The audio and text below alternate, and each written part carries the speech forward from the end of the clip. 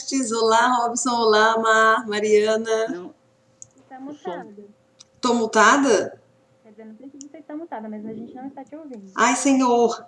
Peraí, vamos tentar resolver isso já. Eu estou ouvindo, será que tem que habilitar o microfone e a câmera, né? Aqui embaixo, aqui, senão não ouve ninguém. Mas é que quando o Tagen está mutado, fica um iconezinho, né? Eu acho que ela está com um problema técnico ou no computador, alguma coisa assim. É verdade. A Lila quer participar. Só um Olha aí, minutinho, que gente. Eu vou beleza, hein? arrumar aqui, aí eu já venho. Olha, já ela aí participando também. Vai também? É. Que beleza. Eu acho que ela está Alô, alô? tentando voltar, entrar. Agora vocês me ouvem? Agora tem o som. E o som tá bom? O som está audível. Tá bom. Agora só falta a câmera. Pronto, agora entrou você. Olá, Robson, Orestes, Mariana. Oi, tudo bem? Prazer conhecer você, Robson. Prazer é meu. A Mariana é minha amiga de muitos anos, então tô um pouquinho nervosa. Eu não sei. Ah, na verdade, eu preciso começar a gravar antes. Só um momentinho. Tá bem. A gente já está começando, então. Já estamos começando. Aí.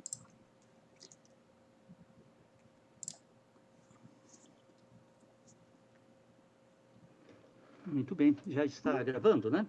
Já está gravando. Queria agradecer muito a sua presença aqui hoje, Mariana. Muito obrigada. Eu quero agradecer o convite. Imagina, é uma honra. Eu gostaria de, se me permite, né, fazer uma abertura, que acho que é sempre importante explicar, né? A gente começa dando boa noite, né?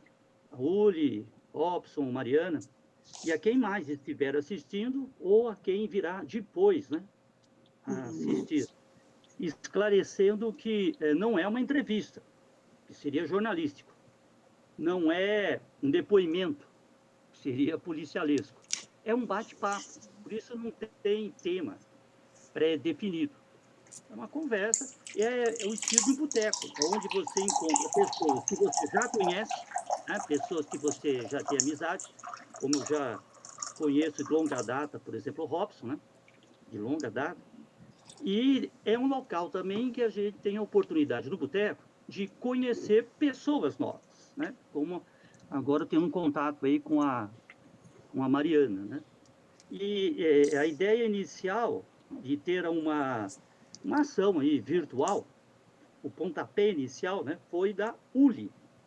E juntos construímos, né, esse formato. Hoje é o segundo, né, encontro, né, que a gente realiza. Então tem esse objetivo bem descontraído, né, de a gente conversar, se apresentar, dizer o que está fazendo, falar o que quiser. E tem também, isso é importante esclarecer, né, por isso que está sendo gravado, existe a intenção de que esse nosso bate-papo, nosso encontro, essa conversa informal, ela seja oficialmente, digamos assim, né, e devidamente arquivada. Arquivada no Museu da Imagem do Som de Campinas para a posteridade. Fica lá devidamente catalogada, devidamente arquivada e preservada, porque sem falsa modéstia, né, acreditamos que esse nosso bate-papo possa, é uma possibilidade, possa ter algum interesse, né, num futuro, talvez até um futuro distante, para um pesquisador, né, para um historiador. Então, e por isso estamos aqui no dia 5 de agosto de 2021 para trocar algumas ideias, né? Começando com cada um se apresentando, né? Eu sou Orestes Toledo, professor de História e trabalhador do Museu da Imagem e do Som de Campinas, um trabalho que muito me agrada, né? E que permite conhecer pessoas como Robson, agora como a Uli, foi através do MIS, né? E agora também conhecer a Mariana. Bom, meu nome é Uli, eu sou cineasta, sou de Campinas, conheci o Orestes, como ele falou, através do MIS, e a Mariana no ensino médio, há mais ou menos uns 10 anos, mais ou menos, ou até mais, né? Não, Má, Bem mais. faz 14 anos. Com a pandemia eu perdi as contas. Nossa, é verdade. Antes da pandemia, depois eu parei de contar. Sim. E aonde vocês estudaram? A gente estudou no Cutuca. A gente fez médio com técnico lá e a gente fez a mesma escolha de curso de técnico, né? E aí a gente passava o dia inteiro juntas, porque era um integral, né? Então, de manhã, todas as aulas juntas, à tarde, todas as aulas juntas. Meu nome é Mariana, eu nasci em Americana, mas já me movi por algumas cidades da região. Eu atualmente estou cursando letras, mas já fiz linguística. E estou querendo seguir nessa área de português, de ensino de português, de diversas formas, como professora, mas também de outras formas. E acho que eu vou começar dizendo isso, depois a gente conversa mais. Vamos se descobrindo ao longo da conversa. Ou redescobrindo, né, Má? E vocês continuam tendo contato? Mesmo Sempre, depois de terminar o ensino médio? sempre. Algumas amizades do Cutuca são assim, né? Tem muitas pessoas que eu conheci nessa época são meus amigos até hoje. E, inclusive, estou morando com uma amiga que eu conheci um ano antes do Cutuca, eu conheci no Precultec, que foi um cursinho pré-vestibulinha, e agora a gente está montando uma casa juntos. Então, tem bastante gente que a gente mantém contato, assim, dessa época. E Eu não aí, sabia disso! novidade muito recente. Muitas novidades. Sim, sim. Eu estou no processo de mudança. Com quem você tá morando, Má? Com a Ana Ah, Karenina. Ela Ana. também fez Cutuca, ela fez a Link. E é isso. E a gente, a Uli e eu, a gente sempre manteve bastante contato. A Ana vai dar um oi. Boa Oi, noite, tudo Ana, bom? boa noite, tudo Boa bem? noite. Pega uma cadeirinha, senta aí no boteco com a gente. Estou ouvindo aqui a conversa de vocês, só escutando aqui. E aí, o que mais que você quer contar? A Uli e eu, a gente fez várias coisas, né, juntas, desde que a gente se conheceu, né? Já no ensino médio a gente já foi saltar de paraquedas, já ia viajar juntas, tivemos várias aventuras. A gente dormiu no parque, né, pra saltar de paraquedas, Má. A gente dormiu no parque, foi a noite mais fria da minha vida. Que a gente nem não podia acampar ali, a gente só colocou a nossa barraca em algum canto escondido e ficou lá até o amanhecer do dia seguinte, né? Nesse dia acho que a gente nem barraca não tinha, viu? Nossa, é mesmo, não tinha nem barraca, a gente ficou lá debaixo de um telhadinho, né? É que foi a virada esportiva em São Paulo. Eu acho que foi no ano de 2010, mais ou menos. E aí ia ter uma atividade de saltar de bungee jump de graça. E aí a gente descobriu e falou, nossa, e era uma fila limitada, né? Vamos lá então, vamos aparecer, vamos ser uma das primeiras. E a gente chegou nesse parque. Você lembra o parque que era? Era perto daquele viaduto que o pessoal... Como que é o Eu nome? não lembro o nome. É aquele viaduto conhecido como o viaduto do suicídio em São Paulo. Olha que horror. Eu nem sabia disso. Eu lembro que tem muita natureza, assim, é um parque que tem uma mata, uma pequena mata. Sim. E tem um vídeo desse dia que foi pra TV, porque a TV tava filmando o evento, né? E aí filmou eles você só. justo na hora que eu pulei, eles me entrevistaram. Nossa, é Foi justo na hora verdade. que eu pulei que eles filmaram. Tem um vídeo disso em algum lugar da internet. Você nunca chegou a ter acesso a ele, Má? Já? Mas assim, pela internet mesmo, né? Nossa, preciso ver. Mas... Eu achava que você já tinha visto. Nunca vi, nossa. Será que aconteceu algum problema técnico? Por quê? Porque estamos só as duas conversando.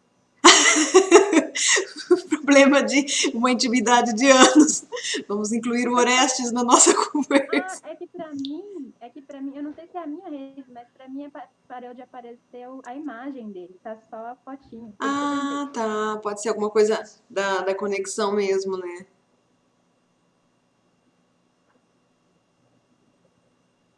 E agora, voltou, Má? Não, mas pra mim só a fotinho. Nossa, pode ser a conexão. O Orestes está aqui, pelo menos. Mas está aparecendo a minha imagem ou não?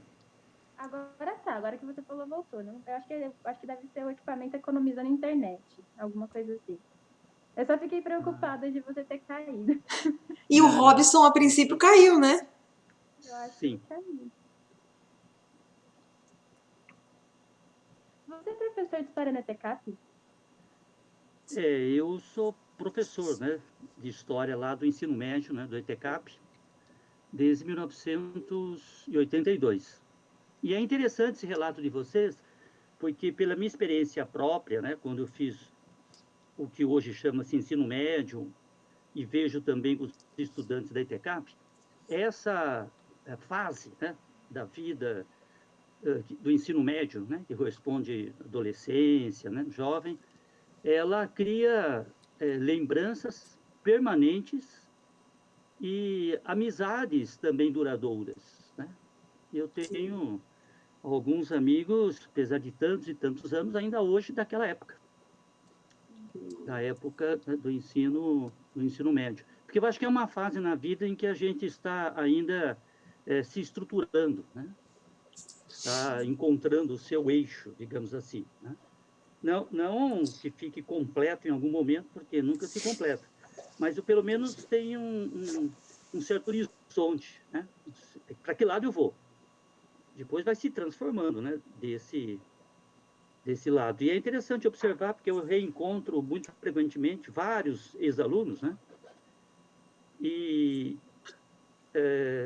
e como eles tinham, né, nesse processo de definição, naquela época eu dava aula para eles, ao reencontrá-los, né, vejo que eles evoluíram, amadureceram, mas na mesma direção.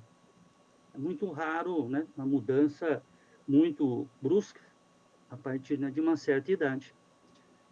Então é muito legal ver vocês duas aí, amigas de longa data, né, conversando, se conhecendo. O Manu foi aluno do Orestes, né, Má? Seu irmão? Eu ia falar, meu irmão teve aula com você, e eu lembro dele falando, nossa, meu professor de história. Qual que é o nome dele? Emanuel. Emanuel com 2 E quando foi, mais ou menos? 2013, por aí. Ah, ele estudava, então, no período da manhã. Foi, ele fazia química. Química. Ele fazia Então, química. acho que era integral, né? Ele ficava de manhã e continuava à tarde. Exato. E como que ele... A Como que ele cabeça. está agora? Ele tá bem, ele tá trabalhando, mas ele saiu do curso, né? A gente Sim. teve alguns problemas e ele precisou sair do curso. Mas ele tá trabalhando, tá morando ali com minha mãe, cuidando dela, cuidando das coisas de casa, né? Eu tô saindo agora, mas ele e o Arthur estão lá. Nota-se a preocupação da pessoa em deixar a mãe sozinha. Aham. Mas ele tá trabalhando na Fenza, que é uma distribuidora da Coca-Cola. São só vocês dois? Só você e ele? Filhos? Não, a gente tem mais 2 irmãos, o Arthur e a Daphne. Aí o Arthur fica entre eu e ele, né, de idade, e a Daphne é a caçulinha. São Tá tudo mais 3. cadinho, todo São mundo. 3? Sua Eu mãe e tem mais 3 filhos? 4. 4? 4. A caçulinha que já é grandona agora, né, Má? Não, é o que eu ia dizer, que a gente nasceu todo mundo pertinho, né? Veio eu, depois o Arthur depois de 2 anos, o Emanuel depois de 4 e a Daphne depois de 2. Então é quase uma escadinha. A caçula tem quantos anos? A Daphne fez 19. 19? Já é maior. Eu Não, lembro ela vai fazer 20 agora. A caçula? Sim? a caçulinha que pisava nas minhas costas pra me massagear quando eu já tinha dores na adolescência.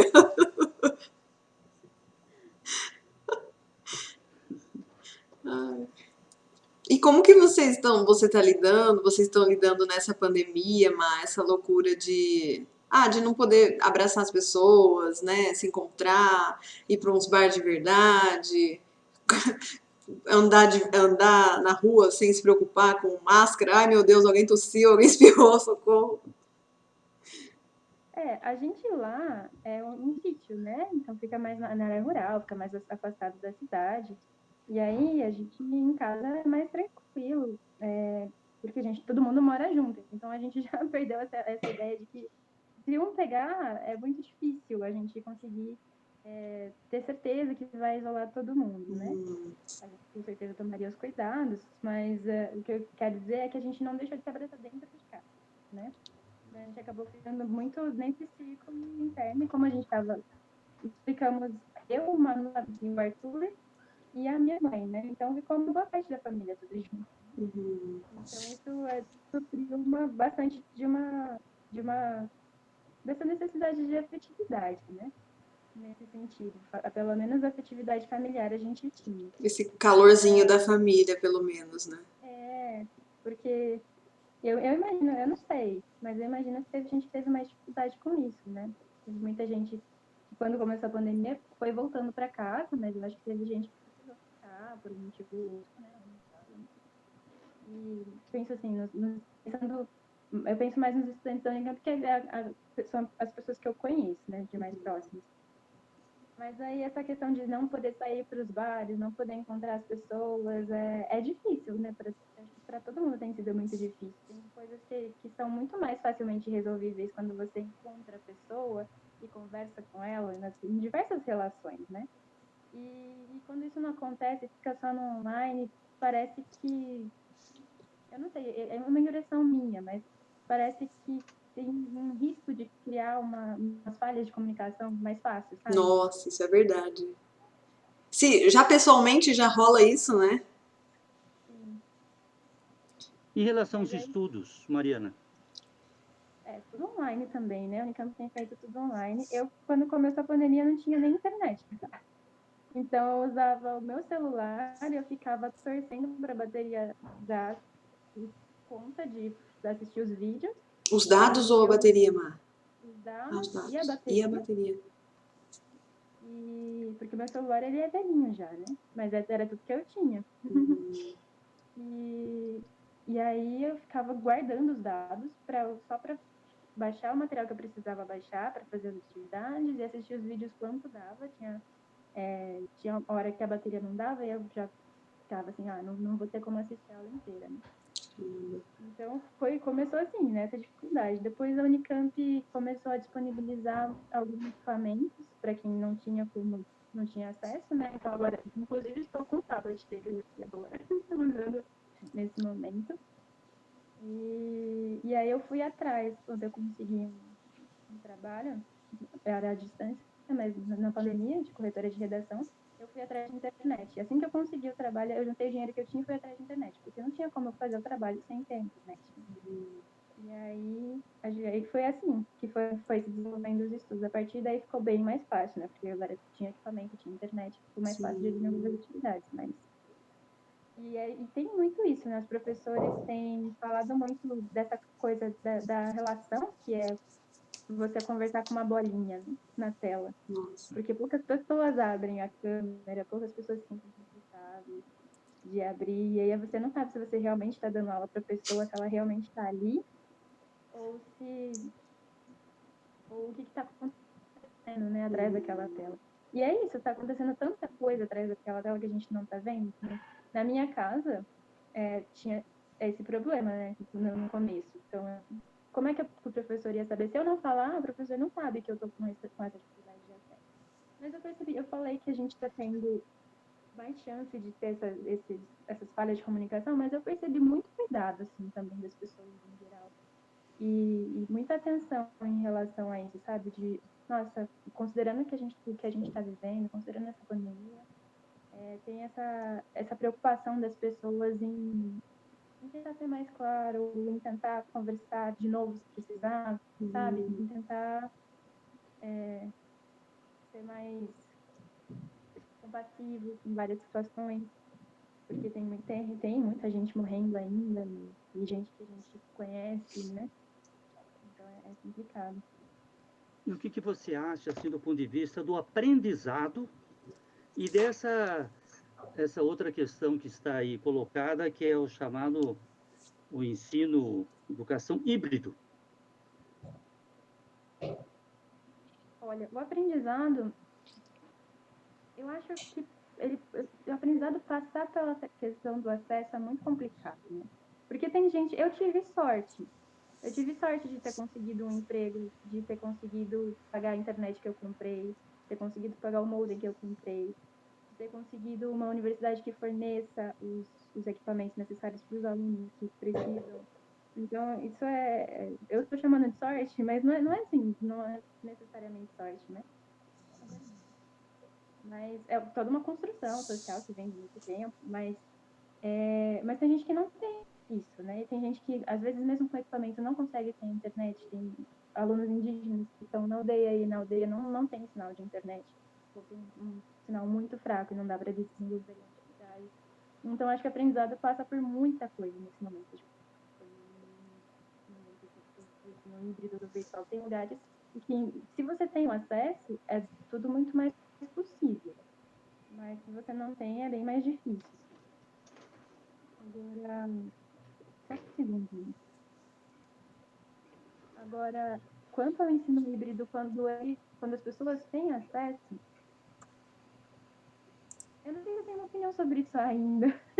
Eu acabei de começar a estagiar numa escola que está fazendo esse ensino híbrido ainda, passando para o presencial. E é a primeira vez que eu estou saindo de casa, assim, com frequência. Então, é a primeira vez que eu estou vivenciando esse hibridismo de fato, porque da Unicamp está tudo sendo remoto. E eu acho que tem desafios, deve ser muito complicado, parece ser um tanto quanto complicado você, ao mesmo tempo, se conectar com os alunos que estão ali presencialmente e com os alunos que estão em casa, mas, ao mesmo tempo, depois de todo esse tempo, acho que a gente também foi desenvolvendo estratégias para lidar com isso, sabe? Já conhece as ferramentas digitais e já conhece as dificuldades que os alunos têm, e às vezes mais de acesso, né? Que os próprios professores não têm, porque também não é todo mundo que tem familiaridade com tecnologia, e precisa ser compreensivo também, acolher todo mundo, sempre, mas nesse momento acho que é inescapável, né?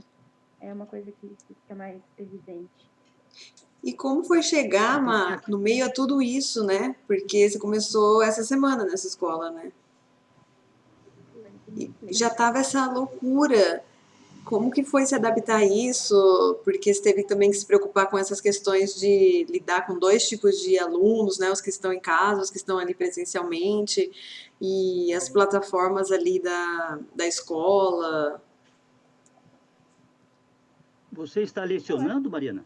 Não, eu estou atuando como monitora de português em uma das salas. E aí, nos 2 primeiros dias eu estava mais nos 3 primeiros dias eu estava mais me familiarizando com o sistema da escola. Então, eu assisti às aulas das professoras de português nas diversas frentes. E aí, agora, a gente fez uma reunião ontem, e aí ficou definido que eu vou trabalhar mais com a segunda série do ensino médio, né? E, então, para mim está sendo fácil, honestamente, porque eu só estou olhando as coisas acontecerem, sabe? Ali os professores que são responsáveis por fazer essa interação, por fazer essa ponte, sabe? Então, para mim, eu não tenho trabalho nesse momento com isso. Não Ah, entendi. me atrapalhando. A única questão é que agora eu vou elaborar materiais e eu preciso pensar em pessoas que vão acessar esse material a partir do computador. Uhum. Mas isso não é um desafio assim, tão grande para mim, né? Para mim especialmente não é. Não sei se outras pessoas teriam esse desafio, né? Acho que dependendo do recurso que eu for precisar utilizar, acho que sim. Uhum. A minha irmã Eu vou comentou que... perguntar. Ai, desculpa, Orestes. Eu ia perguntar para o Robson. O Robson é cineasta, né? Queria saber se ele está, nessa situação de pandemia, produzindo algo, né? Já que ele é cineasta, a pandemia afeta tanto a Mariana, eu, né? A área da educação, mas afeta a Uli, que também é cineasta, e o Robson, que também é cineasta. Robson, você está planejando alguma coisa, fazendo algo de cinema? Então, a pandemia já é um tema, né? Mas eu não conseguindo entrar nesse tema. Sobre estar produzindo, o que aconteceu de verdade é que, por exemplo, tinha um material que eu já tinha captado aí em 2017, 2018, né? Tinha gravado umas entrevistas com o Antônio Leão, aquele escritor que faz o dicionário de cinema, né? E esse material ficou aí, ficou no HD todo esse tempo, até eu começar a entender o que eu ia fazer com aquilo, porque quando nós gravamos, foi uma coisa, de repente, o João me ligou e falou, olha, o Antônio Leão vai vir aí, está produzindo um livro sobre, é um dicionário sobre, dos curta-metragens, né? É um dicionário sobre Super 8 no Brasil, e eu falei, tá bom, vamos lá. Eu fui com a câmera e fui gravando tudo. Todo o movimento deles, pesquisa lá no CCLA. E não era, como não era planejado, ficou aquela captação cheia de ruído, né? O Antônio Leão falando e um cara martelando a parede lá atrás. Então, ficou um material. Depois ele voltou. Então, enfim, o que acontece foi que esse material que estava parado, do Antônio Leão, e também um material do Jarbas Augusto, da Jarborama. Nós conseguimos encontrar o Jarbas passou na frente da casa do João, ele chamou o Jarbas e fomos lá e gravamos. E aí eu comecei a entrar, a trabalhar nesse material, editar esse material que estava disponível aí, não tinha começado a mexer ainda, na verdade, o que aconteceu foi isso. Mas assim, captar material novo, né? Não pude partir para gravação nem nada. E o que acontece é que eu acabei ficando mesmo mais na parte de desenvolver os roteiros, né? Como houve um tempo de ficar muito em casa, eu acabei avançando bastante num roteiro de um filme de longa-metragem, de ficção, que eu já tinha uma ideia, estava só na escaleta, né? E eu acabei andando bem, assim, porque você não sai de casa. Uma fase a gente acabou ficando muito em casa, né?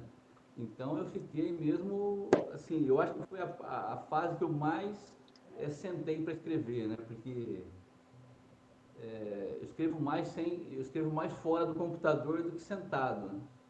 Você desenvolve tudo, aí você senta lá e coloca tudo. Então, é como funciona comigo. Às vezes eu fico semanas assim, sem sentar no roteiro, mas a história está lá, anota, pô, essa ideia, de sentar lá, sai tudo. Então eu acho que o roteiro, eu acho que foi o que mais desenvolveu, assim, nessa fase, né, de ficar em casa e tal. Mas não dá para parar, né? Eu não consigo parar. Tipo, vou dar um tempo e produzir, não tem como, a cabeça está o tempo todo, né? Tem uma ideia nova, você senta, desenvolve. Agora, atividade, como eu não trabalho fora, né, não tenho um emprego fora, né? É tudo aqui mesmo. Então, eu não tive eu não senti muito isso de não ir trabalhar no local de trabalho e tal, não tive essa quebra, né? O que eu senti mesmo foi a falta de evento, senti muito os eventos, né? Você não pode ir no Sesc, você não consegue ver nada, né? Não tem barzinho, não tem nada. Então, isso eu senti falta, assim, né? Falei, bom, Aliás, eu queria fazer uma observação. Esses dois trabalhos, do ponto de vista assim, histórico, são muito importantes, né? Porque o Antônio Lobo é um pesquisador assim, muito minucioso. Tem 3 livros. Um livro que é um dicionário, né, Antônio de filmes Leão, brasileiros, longa-metragem, né? Antônio Leão. Um longa-metragem, tem um de curta, e o último que ele fez é Super 8. Então, é um personagem na história do cinema brasileiro, no campo da pesquisa. É um livro de referência, né? Que lá fantástico. tem a ficha técnica, a sinopse dos filmes, né? E o outro, o Jarborama, também é muito interessante, porque eu cheguei a fazer uma gravação rápida com ele, que o Jarbas é um personagem interessante, porque ele na época em que havia o Cine Jornal, né, exibia o filme longa-metragem e antes exibia um curta. E isso, tá ali o livro. É um dos livros do Antônio Leão. Que legal, olha isso. E essa Ó, importantíssima. nesse aqui de Super 8 tem todos os filmes catalogados aqui, todos os filmes de Super 8 feito em Super 8, né? Se foi gravado em digital, outra coisa não, mas em Super 8 que foram para festivais, filmes efetivos, não filmes caseiros, tá aqui. Ele colocou tudo aqui, ó. É impressionante. Inclusive tem Essa aí o pesquisa meu. foi independente ou foi através de alguma instituição? Não, é pesquisa dele. Ó, e esse aqui, ó, esse daqui é o de filmes, de dicionário de curta-metragens e média-metragens brasileiros. Esse é o outro. E tem o de longa, né? E tem um longa. Esse daqui é o de média. Não, então, assim, é uma coisa curiosa, inclusive o João comenta muito isso, que é uma coisa de herói, assim, né? O João chama ele de megalomaníaco numa entrevista, porque ele fez tudo isso sozinho. Ele foi atrás sozinho, foi atrás, não conseguia recurso. Ele conseguiu, acho que através de edital, de alguma coisa para imprimir o livro, para fazer o livro com o livro oficial certinho. Mas assim, todo o trabalho de correr atrás é dele mesmo.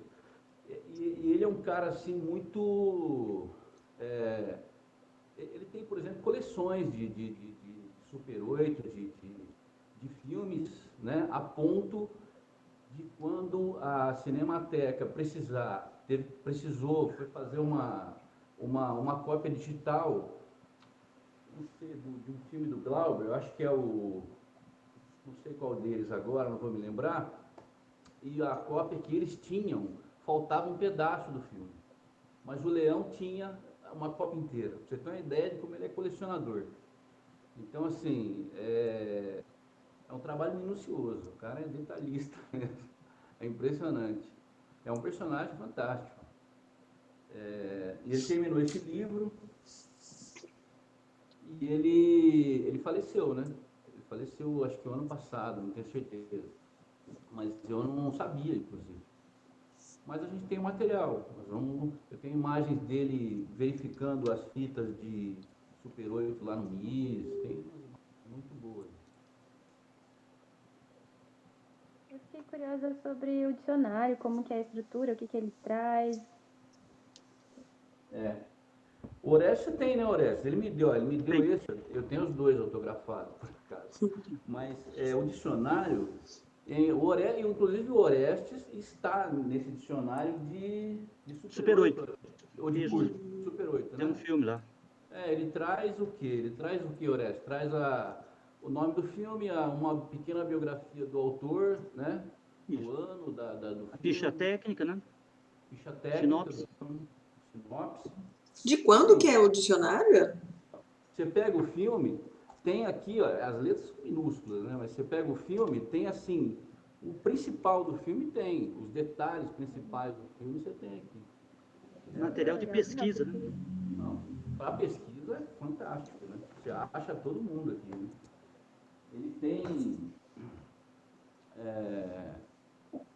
Então ele tinha esse trabalho aí. E o que aconteceu foi que no CCLA tinham lá um material de um dos maiores festivais que ocorreram de Super 8. O CCLA tinha esse material fácil, assim, separado por filme. Tinha assim, desde ficha de inscrição, comprovante de devolução do filme. O filme não entrou no festival, não foi exibido, mas foi devolvido e tinha ficha de devolução. Então, assim, tinha detalhes assim do filme. Uma qualidade, de riqueza de detalhes assim desse festival impressionante. Ele ficou impressionado com o CCLA. Esse festival durou 10 anos. Durou O 10 Festival anos. Nacional de Cinema Super 8, o Centro de Ciências, Letras e Artes, quando o senhor Henrique de Oliveira, né, era o diretor de cinema, ele durou 10 anos. E era uma referência nacional, esse festival de Super 8, organizado pelo Centro de Ciências, Letras e Artes. Muito, muito bom. Mas eu queria falar do Jarborama, porque o Jarbas é uma figura, assim, fantástica. Eu sempre tentando Ele é uma história figura, né? oral. Mas ele escapava, mas um dia eu consegui pegar um pouco, gravei um pouco ele falando. Porque acho que nos anos 70, né, existia o Cine Jornal. E Sim. eu digo que o Jarborama, o Jarbas, ele é um remanescente do que na origem do cinema brasileiro, nos anos 20, chamava cavação. Cavação era o cineasta, né, que chegava na cidade, em Campinas, inclusive, teve alguns, né, que vinha de fora, falava que tinha estado em Hollywood, que sabia tudo de cinema, e conseguia envolver a elite com dinheiro, né, da cidade, conseguia o dinheiro, fazia uns filmes tipo Coluna Social, sabe, que nem... o pessoal gostava de aparecer, filmar. Ele pegava o dinheiro e aí fazia o longa. Bem, nos anos 70, isso já tinha desaparecido. Mas o Jarbas, ele fazia isso. Ele montou uma produtora de 35 milímetros. Tinha o Cine Jornal. Então, o Cine Jornal ele era exibido antes do longa. Você ia no cinema, assistia o filme longa e antes tinha lá o Cine Jornal. Tinha o famoso, né, o Canal 100. Antes de começar o filme. Antes de começar o filme. O famoso era o Canal 100. E tinha o local também. E o Jarbas, e aí pegava uma porcentagem da bilheteria. Era uma atividade. Ele ganhava e combinava uma porcentagem. Exato. Então ele fez vários, né, programas. Na verdade, ele é coluna social. Era o prefeito, a autoridade política. Eu lembro que tem desfile de Miss, inclusive, de tanto que eu cruzava com ele na rua, ele doou para o Miss uma cópia. Lá no museu nós temos vários cinejornais, né, de 10 minutos, digitalizado. Tem. Bom saber. É fantástico, do ponto de vista do começo. Você vê um desfile de Miss Campinas, em 73, né, o prefeito da época, aquelas festas, né, que faziam nos clubes dos ricos, fantástico. Quando você assiste, dá a impressão de você estar lendo aquela página social do jornal mesmo. Porque isso mesmo. É o prefeito que estava numa festa, o concurso de Miss, no carnaval, quem foi que ganhou, quem estava lá no carnaval, autoridades estavam no carnaval. Então ele já vendia esse pessoal mesmo, porque ia ter um retorno financeiro. Então era bem isso mesmo. Mas assim, o Antônio Leão, ele encontrou uma cópia em Super 8 ainda, ele levou um projetor, ele rodou o projetor na parede, eu filmei essa projeção na parede, por isso que eu tenho esse primeiro, um dos jornais, né? Mas se tem mais digitais, é interessante até saber para utilizar. O que está no museu está à sua disposição. E quando a gente retornar, você editando, né, concluindo o filme, a gente pode fazer uma exibição, né, lá no MIS. É uma ideia. Isso porque é um personagem importante. Já está na pauta. Tá na pauta. Agora o Jarbas, ele é uma figura, pelo que eu soube, ele fazia duas coisas, né? Ele, como o senhor Henrique Oliveira, que teve um estúdio de gravação no fundo da sua casa, muito bem estruturado, montado. Eu só assisti o filme Henry Som, que eu fiz, né, pro curso de documentário, mas depois eu fiz uma reedição, né, incluindo entrevistas novas, que está lá no meu canal no canal da Arteria Filmes, que é o meu canal. O senhor Jarbas fazia mais ou menos o que o senhor Henrique fazia, que era ter um selo de uma gravadora, um selo, ele tinha um selo, né, ele criou Jarborama, discos e tal, e o que ele fazia? Ele entrava em contato com cantores, com compositores, levava eles para um estúdio, dava um jeito de gravar isso, bem gravado, e depois combinava com o cantor, falava, olha, você quer fazer quantos discos? 100, 200, 300, aí o cara fazia, pagava, ele levava isso nas lojas de disco da cidade e deixava em consignação. Se vendia, ele ganhava, se não vendia, ele não ganhava. Então eu vejo que ele também produzia discos, né? tinha três, teve o senhor Henrique que fazia isso, ele, teve uma tal de Leão Discos, que eu não cheguei a pesquisar. Mas o Jarbas é uma figura muito curiosa, porque ele tem um discurso disléxico, né? Ele começa a falar aqui, daí ele lembra que ele nasceu na casa do número tal, da rua tal, que era da tia dele, o tio dele. Ele começa a falar um assunto aqui, quando vê ele está lá do outro lado. E a gravação que o João fez, que gravou com uma câmera na mão ali improvisada, ficou muito igual à cabeça dele, assim, né? Então eu vou acabar fazendo uma edição tentando acompanhar essa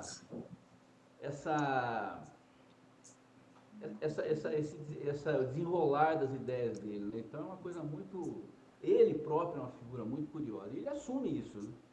Ele assume isso, ele falou, tem um problema, eu tive um problema, então eu sou meio imbecil, ele já começa falando isso já na entrevista.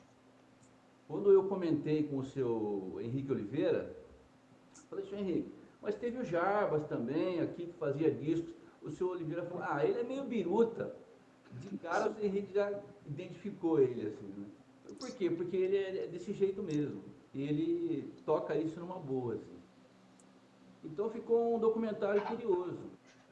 E ele reclama que ele não tem, como fala, eu não sou reconhecido pela cidade, porque a cidade não tem meus trabalhos no museu, não sei o quê. Ele reclama, né? Então foi legal, assim, ter encontrado ele, assim, por acaso, né? E Depois, seria interessante, Robson, eu até imagino esse acontecimento. Eu exibir o filme e ele presente.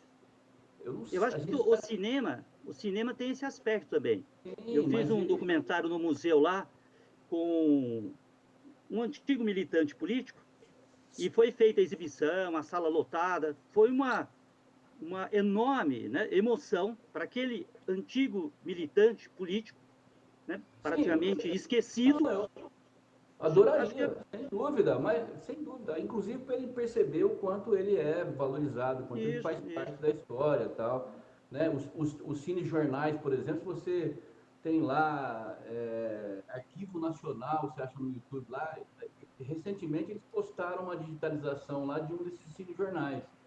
Ele já falava que tinha em uma cinemateca, em algum lugar, tinha um arquivo desse e tal. Então, ele era do audiovisual, ele produzia discos, É. gosta de cantar, escrevia letra e também fazia esse cinejornal. E ele fica bravo, porque ele fala, pô, fiz tudo isso, ninguém me reconhece, não sei o quê. Mas olha, eu acho, não sei, a gente estava tentando encontrar de novo, para tentar, para ver se ele autorizava, né? Assinava uma autorização para o caso a gente precisar, para uma inscrição de festival, alguma coisa. Mas é difícil encontrar ele. Ele Difícil. estava morando numa casa, ele alugou um quarto, 2 quartos juntos, assim, lá na Vila Industrial, atrás da casa do João na época. Mas ele não mora mais lá, a gente não sabe onde ele está.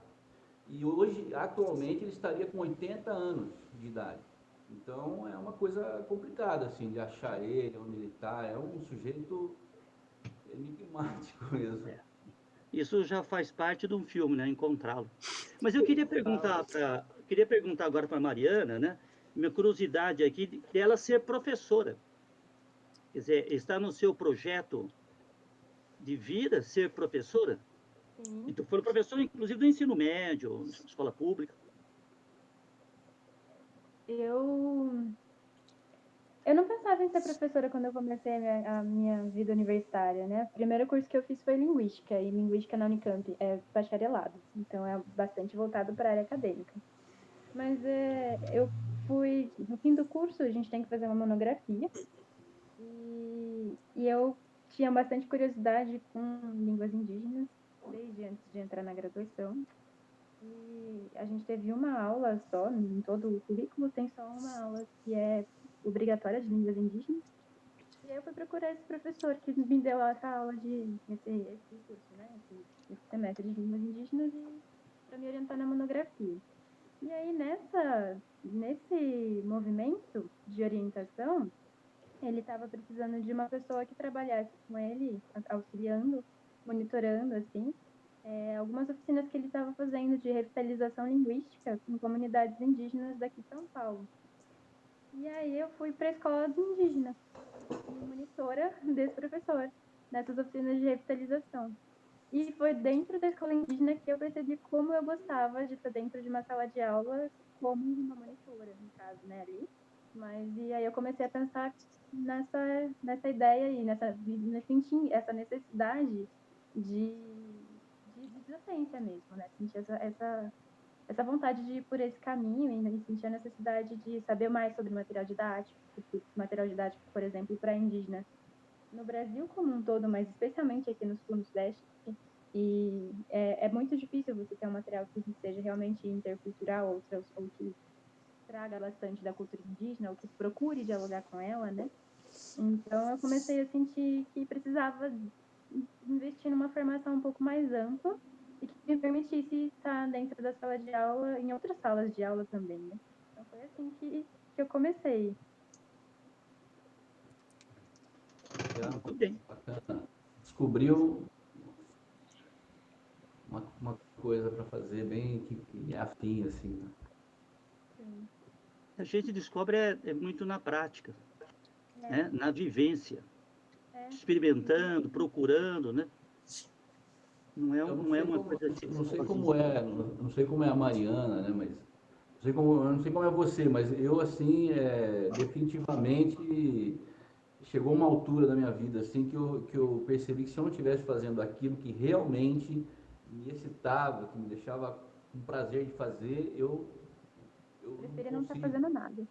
desenrolar, entendeu? Fazer por fazer, aquela coisa não rola, não. Então, Eu senti isso meio cedo, eu acho, assim, mais ou menos cedo, né? Porque eu fiz técnico. A gente estava conversando no começo, acho que você tinha caído nessa parte, mas eu e a Uli, a gente fez técnico juntas e fiz técnico de informática, que é uma área fascinante, e tem muitas coisas que me interessam ainda hoje. Mas quando eu fui fazer estágio, eu percebi que não era uma coisa que eu gostaria de trabalhar todo dia, 8 horas por dia. Eu estava trabalhando todo dia, 6 horas por dia, e, assim, não estava me trazendo a alegria que eu achava que traria, não estava me trazendo. E aí eu comecei a perceber que eu precisava ter uma atuação mais junto das pessoas, uma situação mais social mesmo, de certa forma. E fui descobrindo isso ao longo da graduação também, né? Depois a aldeia, para mim, de poder ir até a aldeia e interagir do jeito que a gente interagia nas oficinas, foi muito essa virada da chave, assim, para compreender que eu precisava trabalhar numa área que eu lide com pessoas, que eu lide e com a educação também, né? Foi, foi bastante revelador, assim, de mim mesma. legal, E bacana. você acabou entrando nessa de dicionário também no seu TCC, né, Mar? Então, até por isso que eu perguntei sobre o dicionário de cinema, porque eu falei, porque a monografia que eu fiz foi um relato de experiência dessas oficinas. E dependendo, assim, cada oficina era voltada, tinha algum objetivo, dependendo de como está aquele povo em relação à sua língua, no contato com a sua língua. E aí eu comecei bastante atuando na oficina com os Caingangue, de São Paulo, os Caingangue é uma das 3 maiores etnias do Brasil, mas em São Paulo eles são minoritários, assim, e eles têm um dialeto próprio, que é diferente dos Caingangue do Sul. Inclusive, no Sul também tem outros dialetos diferentes entre eles ali, mas o de São Paulo ele é bastante diferente, ele é bem particular. E ele sofreu bastante, a língua está sofrendo bastante, como a comunidade está sofrendo bastante, né? E agora a gente tem pouquíssimos falantes nativos, pouquíssimas pessoas que ainda falam cangangue, porque foram reprimidos, muita gente morreu de doença, de febre amarela, então, e de outras formas também, né? Então, é uma população muito vulnerável. E a língua também se tornou uma língua muito vulnerável. E aí, essas oficinas que a gente estava fazendo junto com os Caingangue rendeu um dicionário do Caingangue paulista, especificamente. E aí, eu fiquei interessada no dicionário de cinema, porque eu lembro de você falado que a pessoa que organizou é uma pessoa muito minuciosa. Eu pensei, não, eu me reconheci esse trabalho, que é um trabalho que tem que ser muito minucioso para você conseguir elaborar com É. como é que fala? Eu esqueci a palavra. Mas você conseguir dicionarizar tudo que você precisa, né? Conseguir construir mesmo esse banco de dados e conseguir colocar, Catalogar, né? organizar, catalogar direitinho, né? Todas as informações necessárias.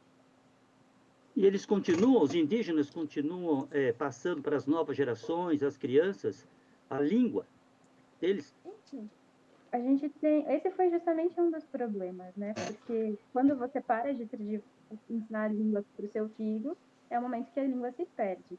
E isso foi o que aconteceu no passado, né? No passado recente. Então, quem fala mais ali aqui em São Paulo, dentre os cangangues de São Paulo, muito específicos assim, né? Outras etnias é diferente, cada etnia tem um pouco da sua história, né? Dependendo da região do Brasil, dependendo do que passou, de quais repressões, quais foram como foi o contato, quando foi o contato. Mas para os cangangues aqui de São Paulo, que até onde eu sei, porque faz um tempo que eu não vou lá e não sei como é que eles são, tinham 5 senhorinhas falantes e uma faleceu no processo de elaboração do dicionário. E, se eu não estou enganada, a irmã dela faleceu agora, em 2020 também.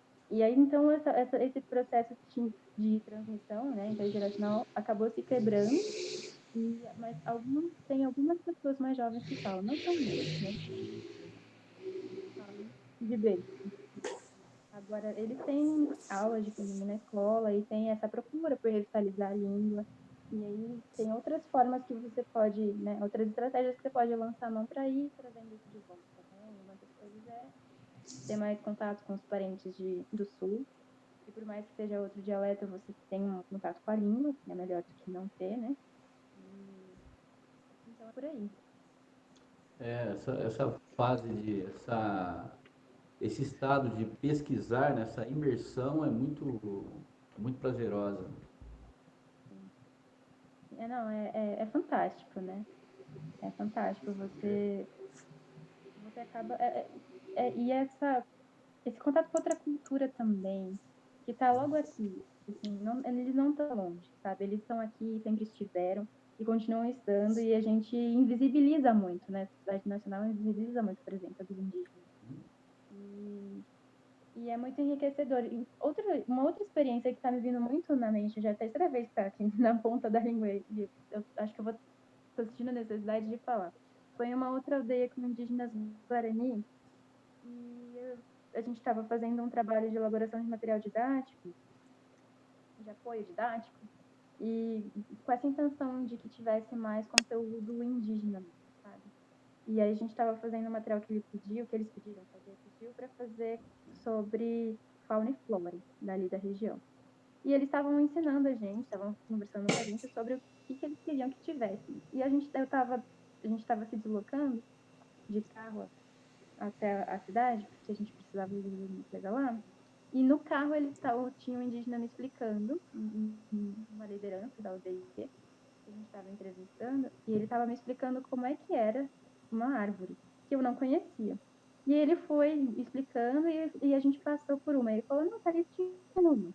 E ele foi me explicando e a gente passou por outra. E aí eu fui perguntando, mas como. E a gente foi construindo esse conhecimento pela fala e pelo visual também, até que chegou um momento que eu consegui enxergar a planta que ele estava descrevendo, sabe? E isso para mim foi também mais uma virada de chave do que é o conhecimento, sabe? E de como ele pode ser passado pela oralidade, como isso é rico e como são diversas as formas de transmissão de conhecimento. Enfim, isso é uma experiência que eu achei que senti necessidade de narrar a terceira vez que veio na ponta da língua, Legal, É porque muito vale bonita. falar. muito legal. E como que uma outra questão que você está falando que é interessante, é como eles recebem vocês que são de fora, com o trabalho que eles estão fazendo. Qual é a recepção? Tem alguma resistência, um estranhamento? Nos 2 trabalhos que eu tive a oportunidade de participar, tanto com o professor Vilmar quanto com o professor Vicente, não eram projetos novos, né? Eles já existiam, então já tinha essa parte de negociação com a aldeia, de entendimentos, né? Ela já tinha sido feita há algum tempo. Há algum tempo e, no outro caso, há muito tempo. Então já tinha essa extremamente esclarecida. Então, para mim, foi muito tranquilo, porque eu estava ali como uma pessoa que estava prestando atenção que tinha um conhecimento de que seria aceita, né? E eles, eu vejo aqui que eles são muito receptivos quando se trata de alguma coisa que eles percebem que pode ajudar a comunidade. Eu acho que é esse o critério, assim, se pode ajudar a comunidade de alguma forma, por que não? Interessante. Eles mantêm a identidade deles, né? Sim, sim. Tem 1 milhão de dificuldades, né? Mas eles se mantêm indígenas, eles se mantêm Guarani, mais do que indígenas, né? Eles se mantêm Guarani, eles se mantêm Caingangue, né? Porque cada etnia tem suas próprias particularidades e cada etnia tem suas próprias crenças, seus próprios modos de vida. Ainda E que eles eles procuram... mudem, né, Mar, com o decorrer do tempo. Exatamente. Eles também mudam de acordo com o tempo, do mesmo jeito que os portugueses mudaram de acordo com o tempo, eles também mudaram. Não é porque um indígena tem o celular que ele não é indígena. Mas eles procuram manter assim, as raízes, a língua muito forte, né? A língua é uma expressão muito forte de cultura e que traz muitas coisas juntas. Como você nomeia as plantas, como você nomeia a comida, como você nomeia e como se relaciona com a língua, como a língua e o pensamento se relacionam e as relações se dão por meio dela. Então, é uma das formas mais eu sou linguista, estou fazendo letras, então eu sou super suspeita, né? Mas eu acredito que seja uma das formas mais expressivas da cultura. Você sabe que lá no Museu da Imagem e do Som tem uma coleção, né? Que é chamado Vídeo nas Aldeias. Na época do ministro da Cultura, Gilberto Gil, em que o Célio Turino, né? Estava lá em Brasília e implantando, né? Esse projeto de pontos de cultura.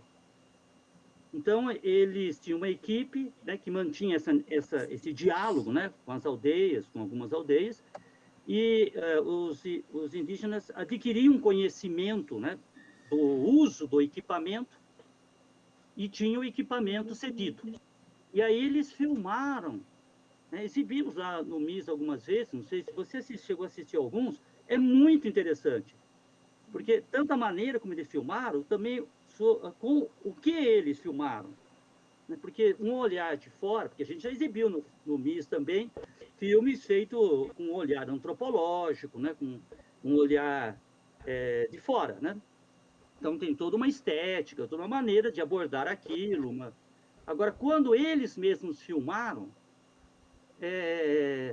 tem um outro olhar próprio deles, e é muito diferente também um vídeo de uma aldeia, né, da outra aldeia. Eu achei infelizmente tudo se interrompeu, mas era um projeto muito interessante, esse vídeo nas aldeias. Eu acho que eles filmaram coisas, isso é minha opinião pessoal, que não conheço o assunto, mas acho que eles filmaram com total autonomia, né? A equipe técnica era só deles, aprenderam tudo, gravar, editar, mas tenho a impressão que eles filmaram certas coisas que talvez se fosse um de fora, né, um olhar do antropólogo, não filmaria, Passaria sabe? batido, passaria em branco. Porque são coisas assim que talvez alguém de fora, identificado com eles, não entendendo, né, o espírito daquilo que eles estão fazendo, resolvesse não filmar aquilo, achando que aquilo iria depor contra eles. É E um não, olhar particular. filmando por eles é que você entende. Inclusive, um deles é muito interessante, que é sobre a questão da sexualidade. Eles filmaram lá uma espécie de um ritual, uma brincadeira, né, com a questão da sexualidade, que eu tenho a impressão que se fosse um antropólogo, talvez, né, porque seja como for, você tem algo na sua mente, não tem como você despir da sua formação cultural, mesmo que se você se identifique, né, com o outro. Nunca você é o outro. Eu achei muito interessante o vídeo nas aldeias. É um olhar muito particular, né? Muito, muito particular. Ele tem uma autenticidade, sabe? E também o tempo, sabe? É interessante porque eles colocam a câmera, não tem esse negócio de ficar cortando campo contra campo. Eles põem a câmera lá. Deixa e rolar. fazem virtual, depois põe para outro lugar. Aliás, me fez lembrar até alguns filmes que exibiu no MIS também, que é o cinema slow, chama slow, que é o cinema, mas muito asiático, né? Leste europeu, e que o cinema chama slow. Até tinha uma pessoa lá que estava fazendo até uma programação para exibir filmes que duram 3 horas, 4 horas, e filmes que tem um plano, fica 5, 10 minutos, a câmera enquadrando, sabe, e não corta. Quase uma videoarte. É uma outra E o órgão, né? experiência. E no caso dos indígenas, eles não têm essa preocupação, pelo que eu percebi lá, com o negócio do ritmo. Eles põem a câmera lá e fazem a ação, depois coloca a câmera em outro lugar. Foi É, o interessante ritmo, ver na deles. o ritmo e o tempo deles é outro, né? É outro. Com outras preocupações, né? É outra vida, né? Outro tempo, né? Muito legal. Muito legal. É interessante Uma que coisa... ele está falando de linguagem, né? Tem a linguagem oral, linguagem visual também. Isso é interessante, né? E Vídeo nas Aldeias tem todos esses aspectos, né? Mas é interessante a linguagem, né? Visual, que é exatamente um outro tempo, né? Que já Tem é rapidez, velocidade. que já é uma evolução, né, Mariana, né? Que não Sim, aparece o nome, estou guardando os nomes aí. Mariana, porque que é uma evolução já, o índio filmando, né? Outro dia eu fui ver um documentário um documentário de fotografia de cinema, né? Fotografia de cinema. Então tinha uma fotógrafa de cinema nesta palestra que eu estava, e eles passaram um filme sobre fotografia de cinema e tal, fotógrafos de cinema e tal, e um deles falou uma coisa muito interessante sobre o índio. Ele disse assim, ele falando sobre a evolução das câmeras, do filme para o digital e tudo mais e tal, e ele falou, eu adorei que veio para o digital, né? Não sou aquele cara que não, eu quero ficar no filme, porque o filme tem a película e tal. Não, quero evolução, é mais rápido, não preciso ficar. Eu posso ver a foto agora tal. Ele falou assim: é mais ou menos como o índio, né? As pessoas ficam querendo ver o índio na canoa. Ó, que lindo, ir com a canoa, com remo. Meu, o índio quer lancha, ele quer evoluir. Quem quer ver índio na canoa é o espectador aqui de fora. Ó, é cult, é chique. Mas o índio não, ele não quer saber de canoa, ele quer saber de evoluir também. Ele quer ter celular, ele quer. Né? Então, inclusive, eu acho que essa é uma temática muito interessante. O índio quer mesmo evoluir? Ou ele quer ficar lá mesmo na cabana, na canoa, ninguém aparece, ninguém sai, ninguém entra? É uma temática, viu? Você sabe fazer uma observação? Nós exibimos no museu um filme que, na minha opinião, é um dos mais importantes cineastas, né, do cinema brasileiro, infelizmente falecido, relativamente recente, que é o André Tonassi. Ele fez um filme chamado Serra da Desordem. E tem uma cena que é muito interessante sobre essa questão que o Robson está falando e a Mariana. Aí o antropólogo ele fala assim: depois que o indígena, né, teve acesso à caixa de fósforo, o isqueiro, ele não vai mais fazer fogo com 2 pauzinhos, sem que com isso deixe de ser índio, né? Deixe de ter uma identidade indígena, né? Então, porque a questão da identidade não é se eu uso celular ou se eu escrevo numa máquina de datilografia. Quer dizer, não é aí que está a identidade. Porque é a questão da facilidade. Se ele tem a possibilidade de pegar o isqueiro, o fósforo, para fazer o fogo, por que ele vai continuar usando, né, 2 pauzinhos? Que é como que o Robson falou. Eu acho que não se pode... É a questão da visão do folclore também. Você congelar o negócio. Você não congela, isso é um olhar de fora. É um processo, mas é muito importante a questão da preservação da identidade. Eu acho que está muito ligado à língua e aos valores. Esse que é o ponto fundamental, porque são os valores que alicerçam quem somos, né? E o que somos. Mas, Má, pelo que você já estudou, você acha que essa é uma questão que varia? Por exemplo, podem existir alguns grupos, algumas etnias que ainda preferem resistir usando seus métodos tradicionais? Ou será que é uma tendência mais geral mesmo dessa evolução mais próxima às coisas que a gente vem trocando por aqui?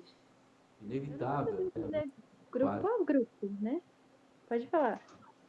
Não, com o lindo que ela está falando, é uma mudança quase inevitável.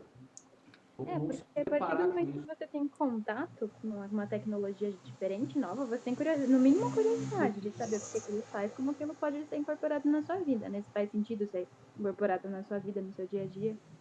Eu não vou saber dizer grupo a grupo, mas as visões variam mesmo. Varia dessa. Porque, do mesmo jeito que a gente está aqui se perguntando essas coisas, eles também se perguntam essas coisas e ficam, né? Será que se eu adotar tal coisa, eu vou estar abandonando a minha identidade? Então, realmente. É aí que se dá o movimento inclusivo, eu acho, né? É um dos lugares que se dá o movimento. Eu fiquei pensando com esse exemplo do fogo, né? Eu acho que não importa. Para mim, a discussão de tecnologia e a discussão da cultura mesmo, dessa maleabilidade que a cultura tem a capacidade de ter, né? E eu fiquei pensando que não importa o que você usa para acender o fogo, importa o que você vai fazer com aquele fogo, por que você está acendendo aquele fogo, qual que é a motivação para aquilo, né? E eu acho que é aí que mora a identidade, é aí que moram as identidades culturais, as relações, né, culturais que se constroem por aí. Então, tipo, tudo bem, eu estou usando um celular, mas para que eu estou usando um celular? Estou usando o celular para comunicar com o parente, que tá. Os indígenas se chamam entre si de parente, mesmo entre outras etnias. Então, quando eu falo parente, é esse sentido. É legal, bonito, né? Uma grande família. Mas eu acho que essa coisa deve existir alguma resistência de aceitar isso tudo de novo, por conta de algumas pessoas acharem que isso dá uma brecha para que se considere que os indígenas eles não têm mais o direito às terras, coisas do tipo, porque eles já estão totalmente integrados à nossa forma cultural. É uma questão muito complexa, porque quando você. Eu acho que é uma inabilidade que a gente tem enquanto homem branco, né? Homem de cultura branca, de interagir com uma outra cultura de uma maneira respeitosa, sabe? Acho que é uma inabilidade mesmo, nossa, que a gente não desenvolveu. Porque quando você. É uma coisa que eu tô aprendendo ainda e que eu fui aprendendo aos poucos. Quando você toma contato com uma outra cultura, você tem que ter aquele olhar de. Você precisa acabar desenvolvendo aquele olhar de não julgamento, de não ter expectativa, porque você não sabe o que está acontecendo. Você acha que sabe. Você não tem a Não, menor ideia do que está acontecendo. Você só vai saber, você só vai descobrir o que está acontecendo depois de estar muito tempo em contato com eles. E mesmo assim, tem coisas que você não vai saber. eles Então, sabem o que é bom para eles, né? exatamente. Eles Lá, têm motivo para estar fazendo aquilo, e você não sabe qual que é o motivo. essa questão de evolução, eu penso que tem que ser uma escolha deles também, não é nossa, não é chegar lá e falar, ó, todo mundo para lá, agora todo mundo põe roupa, agora é. Não, é uma escolha deles, tem que respeitar. Estavam aqui antes. Pronto. Aí você colocou, Robson, a questão central. Qual é a origem disso? A origem é a invasão. E É, até hoje é a questão da terra. Aliás, atualmente estamos vivendo momentos terríveis, tá? terríveis, terríveis. Terríveis em relação à invasão Inescrupulosos. na terra deles. Porque essa é o que a Mariana falou, a questão da cultura. Acontece que a nossa cultura ocidental, né, europeia, na expansão comercial, né, marítima, que vieram para cá as caravelas, eles trouxeram nas caravelas, além dos políticos, né, que eram os comandantes das caravelas, a raia miúda, como se dizia na época, eram os pobres, que estavam lá desempregados, né, e sonhando em melhorar de vida, eram os marinheiros, né, que faziam o serviço pesado, né, e traziam também duas figuras importantes. Né? Trazia o canhão, a pólvora, o soldado. Portanto, é uma expedição militar. Inclusive, parcialmente financiada pelo Vaticano. Em troca, o que vinha junto com o soldado? O padre. Então, veja bem, essa cultura que está chegando é uma cultura que perdura até hoje, de dominação, de destruição. Que, aliás, essa lógica do capitalismo está levando a colocar em risco, como jamais ninguém antes pensou, a destruição da própria humanidade, né? Uma destruição socioambiental. Então, não é um encontro cultural. É uma cultura que se sente superior, que usa de duas técnicas, né, de dominação, que é a técnica de converter, né, que é fazê-lo ficar cristão, e a técnica de quem não resiste, não aceita, não se subordina, né, a isso, é a técnica da espada mesmo, do canhão e da pólvora, né? E isso perdura até hoje, com algumas oscilações, né? E agora vive-se talvez um dos momentos mais cruciais, né, da própria sobrevivência dessas reservas indígenas, já que eles estão liberando tudo, invadindo, dominando. Sempre fizeram assim, meio debaixo do pano, burlando a lei, né? Agora não, agora estão fazendo com incentivo governamental. Eles querem ouro, né? Querem os minérios, eles querem a terra, né? Não estão nem aí com o índio. Por isso que eu trabalho tanto de vídeo na aldeia e o trabalho no qual a Mariana está envolvida é tão importante, né? Porque seja os que estão no campo do audiovisual, da cultura, né? Da arte, seja os que estão no campo da ciência, né? Na questão da linguística, nós representamos o que é de melhor na nossa cultura, sem dúvida nenhuma. Nós não somos aliados, defensores daqueles que vieram aqui para conquistar e continuam querendo conquistar. Né? Então, é uma arte que liberta, é uma ciência, né, que conscientiza, porque tudo é contraditório, né? Não é um julgamento moral assim, bons e maus. Né? Existe bom e mal de todos os lados. O que existe, na verdade, é um processo de destruição das culturas indígenas em busca da terra, né, do ouro, né, da riqueza. Agora, existe, do nosso lado, né, no campo da arte, no campo da ciência, aqueles que também são vitimados, né, pela mesma cultura de destruição e que procuram, através da arte e da ciência, uma visão mais humanística, né? Eu acho que é bastante isso, essa oposição entre uma cultura da destruição e a gente tentando resistir e tentando construir coisas novas e diferentes, né, dessa destruição, construir alternativas, né, a essa destruição. É por isso que é importante a memória, né? Que eu trabalho nessa área, né? Eu trabalho no museu, e esse trabalho que o Robson faz, de vários filmes lá que foram exibidos, o cinema é uma fonte importante de documentação histórica. Né? Então, até para você, primeiro para você, antes de você decidir para onde você vai, você tem que saber onde você está. Para saber onde você está, tem que saber de onde veio. Né? Porque se você não tem memória, na verdade, o que acontece com uma pessoa que tem uma amnésia, né? Por algum problema? Primeira coisa, ele não sabe quem ela é.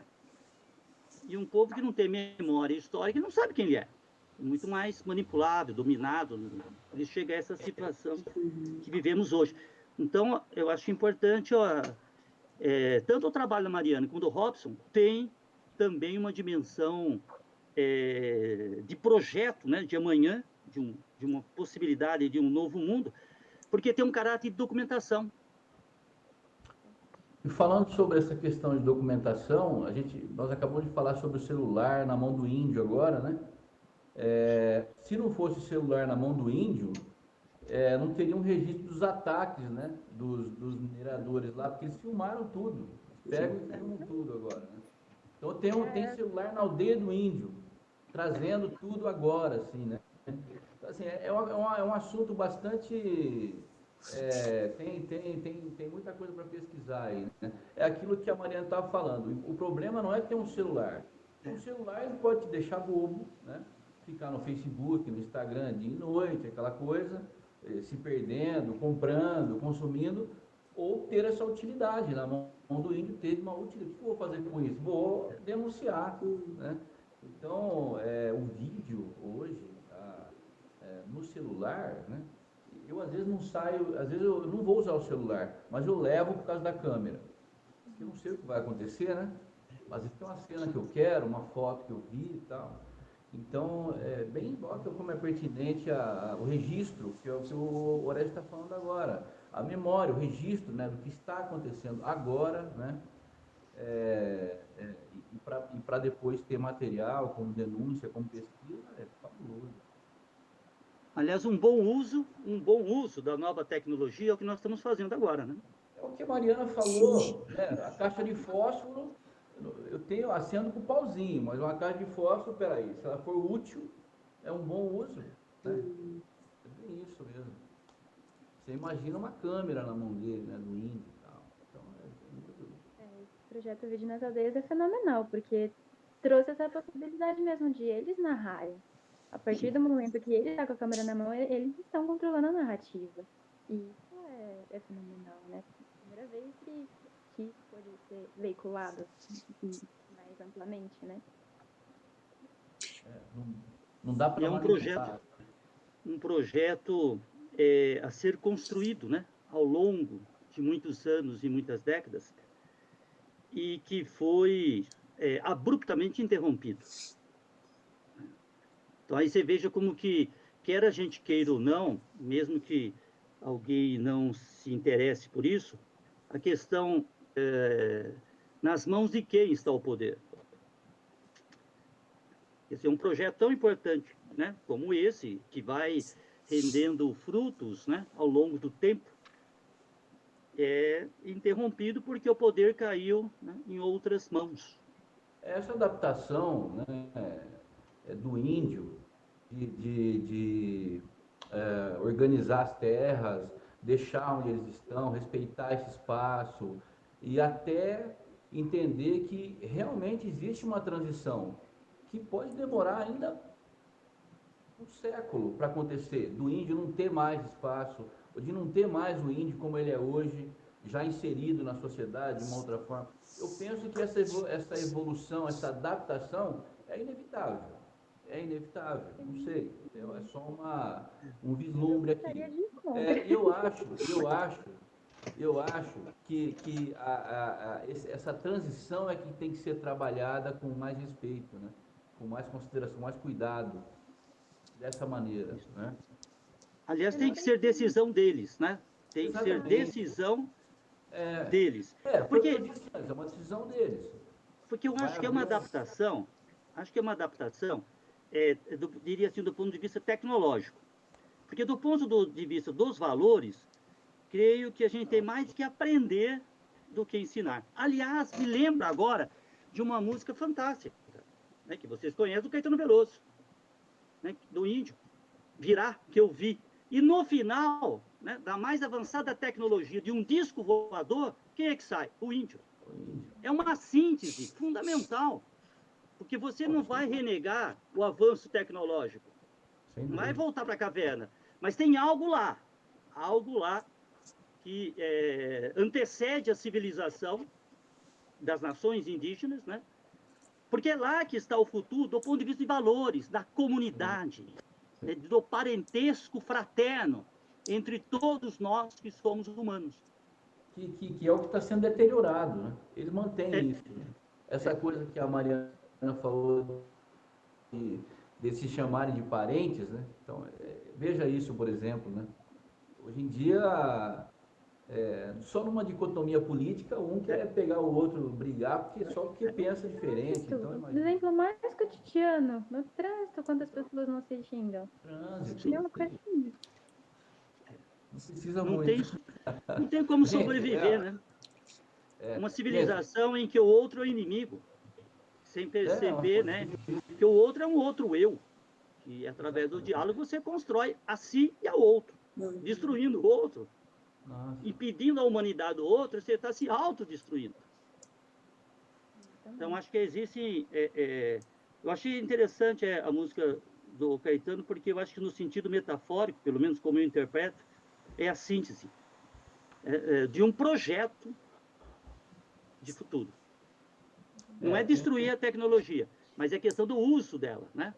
Como ela ser algo em benefício da humanidade e que ela seja um meio, né, de facilitar o que é fundamental, que é o encontro, né, das pessoas, né, o diálogo.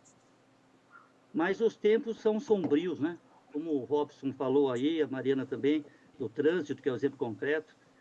É uma brutalidade, uma violência e que está instalada, né, no poder, em todas as instâncias, que parece que é um processo de conseguir captar, né, o que há de mais nocivo, né, no ser humano, e é um catalisador do que há de mais nocivo em nós, né? Porque Deus e o diabo está dentro da gente. Não tem como negar isso. A cultura, a ciência, a arte vai permitir que você tenha consciência disso, né? E supere isso através do conhecimento e da arte. Mas, infelizmente, né, chega ao poder a catalisação, ou seja, daquilo que consegue, né, agrupar o que há de mais nocivo, de mais terrível, né, no ser humano. E quando isso se instala no poder, o que é para ser superado, né, o que é para ser através da educação, da cultura, da ciência, né, humanizar, é o contrário. Não é por outro motivo que todas as tiranias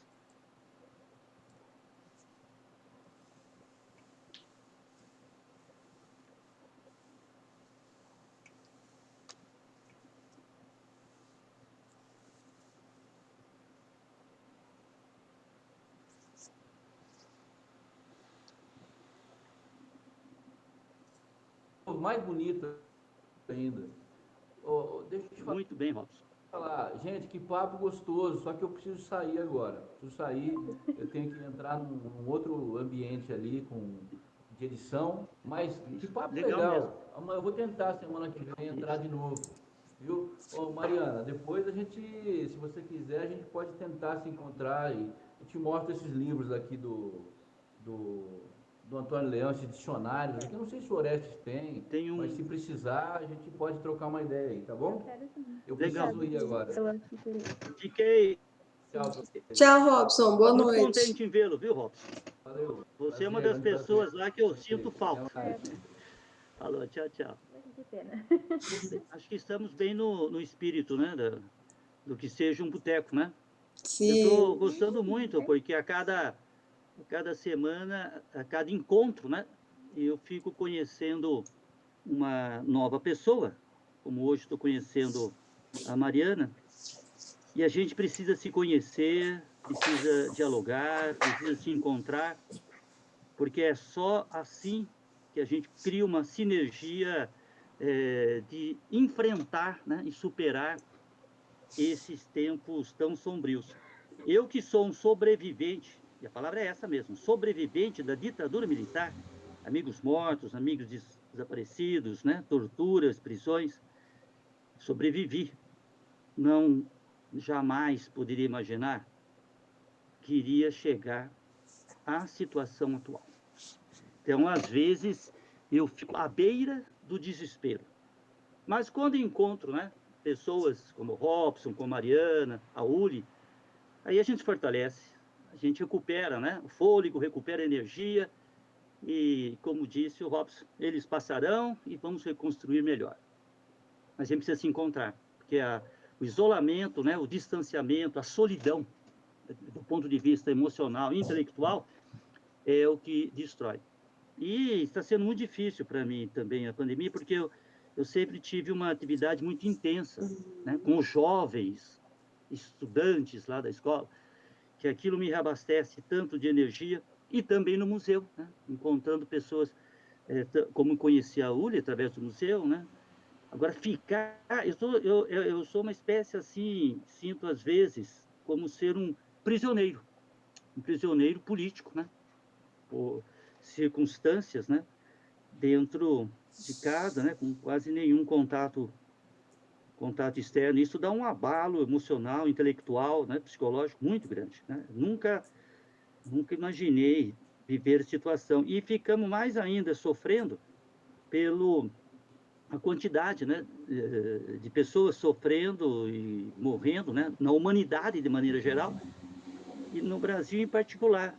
Eu sempre digo, a humanidade está enfrentando uma das piores pandemias da sua história. E por desgraça, por uma coincidência de desgraça, o Brasil está tendo também o pior presidente da sua história.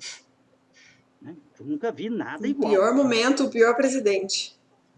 Então, quer dizer, pensar que já poderíamos estar numa situação de ter superado, né, essa pandemia em grande parte, né? Não, é muito difícil, realmente. A gente tem que conversar, se encontrar, ainda que seja de forma virtual, embora nada substitui o presencial, né? Mas eu chamo isso até de redução de dano, né? O virtual, pelo menos, reduz o dano de não ser o presencial, né? Onde é insubstituível, né? E eu fiquei contente também de conhecer a Mariana e desenvolver um trabalho tão importante, né, em relação à questão linguística e especificamente também com as nações indígenas, né? Tenho pouco conhecimento, mas muita admiração. Eu sou apaixonada por isso, por esse tema, por essas pessoas, por estar lá e lidar com eles. E eu gosto demais, assim. Eu sinto muita falta de não estar, porque uma das coisas que não está acontecendo é poder ir para a aldeia, né? Então, eu sinto bastante falta. Mas eu agradeço muito a conversa, está sendo muito boa. Gostei muito de conhecer vocês também. Foi bastante legal poder desenvolver essas coisas, esses pensamentos e ver como as coisas se conectam para cada um. Sim. E além disso, a gente não pode esquecer também de falar que a gente está fazendo o Anhanguera juntas, né?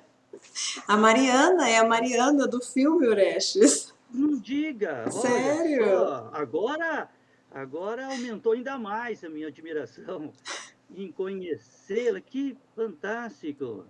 Sim, a gente Nossa, registrou é, junto a segunda viagem, tentando refazer a primeira da adolescência, né?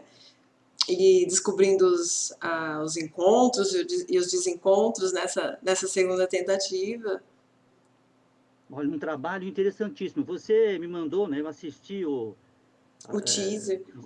teaser, né? Porque antigamente eu chamava de trailer, né? Agora é É, o teaser, teaser né? costuma ser um pouquinho menor. Menor que o trailer. Uhum. Mas eu assisti e acho que é um trabalho importantíssimo, né? Que realmente precisa ser feito. E sendo com vocês, eu já estava muito feliz, né? Que esse trabalho estivesse nas mãos da Uli, né? Que é uma pessoa que eu admiro muito. E agora estou admirando também a Mariana e saber que ela também. Então vocês formam uma dupla Sim. perfeita. Estou em O ótima trabalho, companhia.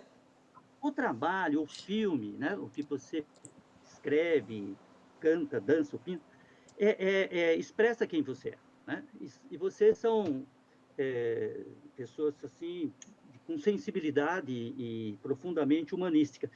Então isso dá uma perspectiva, né, de um trabalho importante, porque trabalho feito por pessoas que têm essa sensibilidade humanística se torna um trabalho humanístico e que também possibilita humanizar quem for assistir.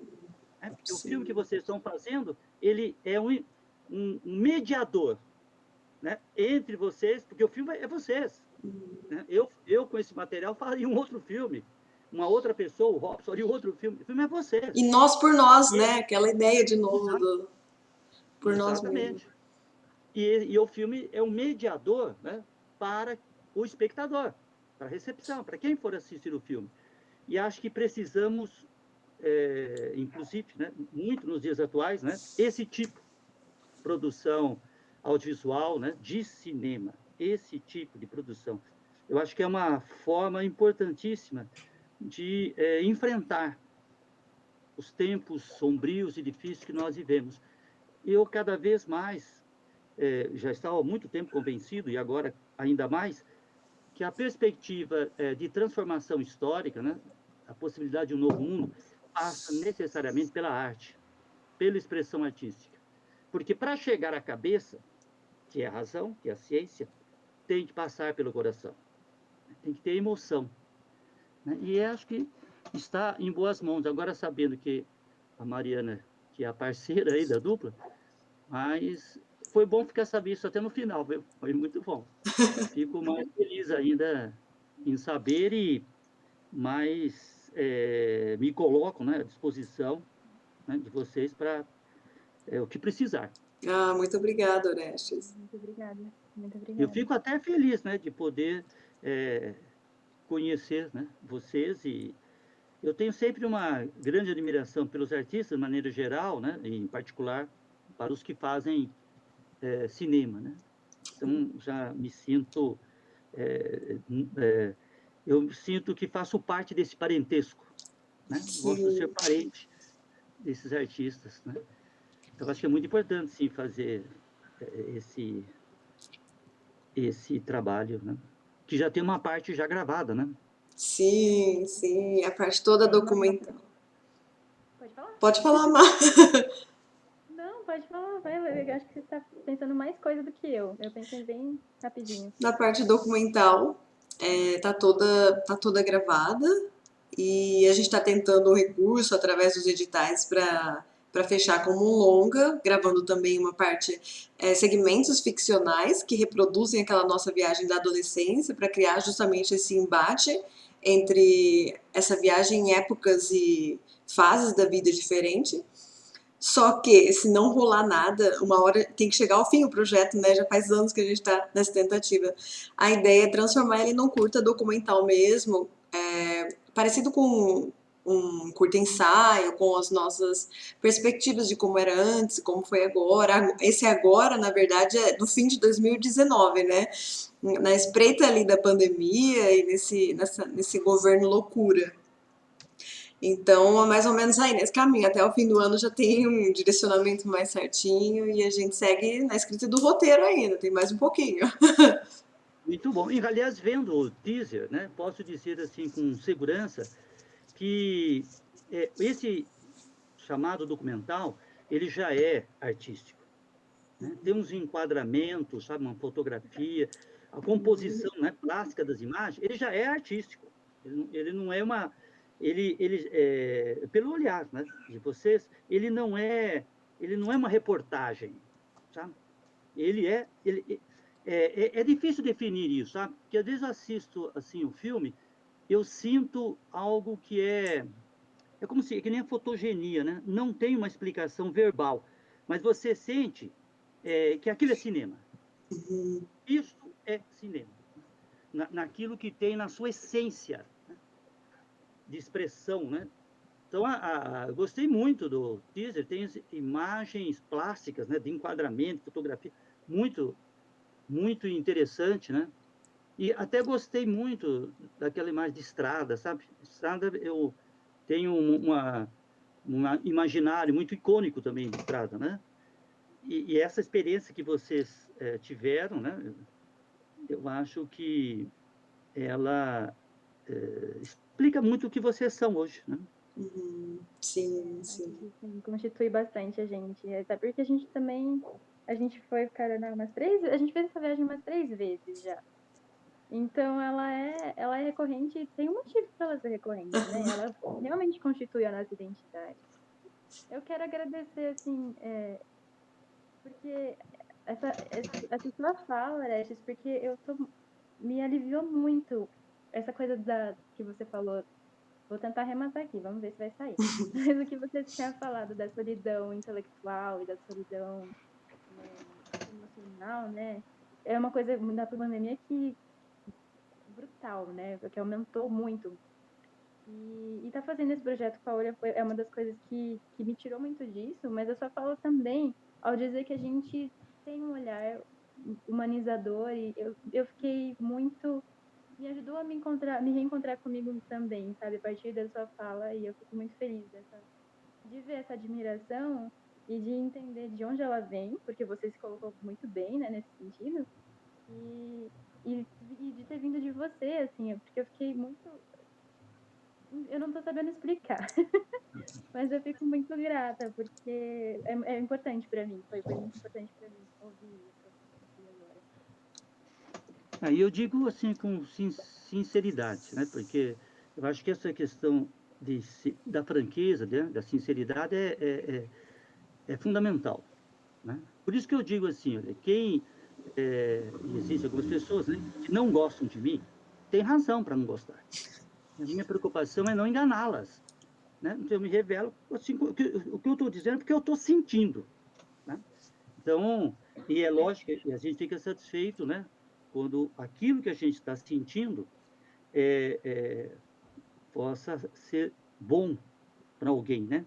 E o que a gente quer é a possibilidade do afeto, né? E não da agressão, né? Porque a gente defende o amor fraterno da humanidade e não o ódio, né? Então, fico muito feliz e também me reabastece, né? Porque eu sinto muita falta mesmo. Os estudantes, surpreendentemente, os estudantes, surpresa para mim, muita surpresa, eles sempre me trataram de forma muito afetiva. Olha, eu estou na escola desde 1978 como professor. E não passei 10 anos como efetivo da rede estadual, dei aula em cidades circunvizinhas e em vários bairros periféricos, e desde 82 na TECAP, e não tenho uma lembrança de um fato desagradável, e que não tivesse uma circunstância, né, que não fosse agradável.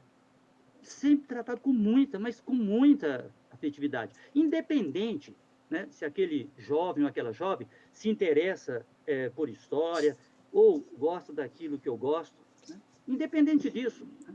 Porque eu gosto das pessoas como elas são, não como eu quero que elas sejam. E no museu é a mesma coisa.